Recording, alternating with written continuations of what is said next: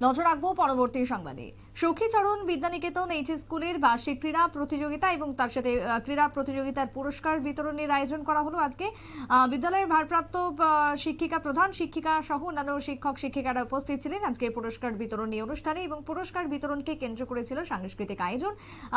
বিভিন্ন রকমের আয়োজনের মধ্য দিয়ে আজকে দিনটা কাটালো পড়ুয়ারা। বিদ্যালয় থেকে কি বক্তব্য উঠে এসেছে প্রধান শিক্ষিকা সুব্রতা নন্দী গাঙ্গুলির, শুনুন।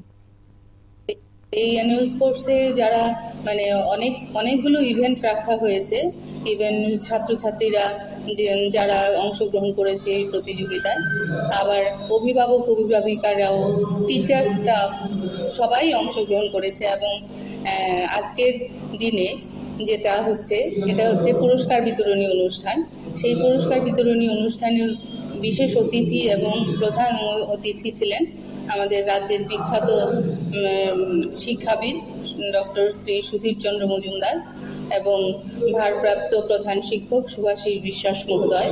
তাদের উপস্থিতিতে আমাদের এই বার্ষিক ক্রীড়া প্রতিযোগিতা শুরু হয়েছে এবং এই প্রতিযোগিতা চলাকালীন সময়ে এবং গার্জিয়ানরা এবং ছাত্রছাত্রীদের স্বতঃস্ফূর্ত সাড়া আমরা পেয়েছি এবং সবাইকে অসংখ্য ধন্যবাদ জানাচ্ছি যারা আমাদের এই প্রতিযোগিতায় অংশগ্রহণ করেছে এবং সবাই সার্বিকভাবে সহযোগিতা।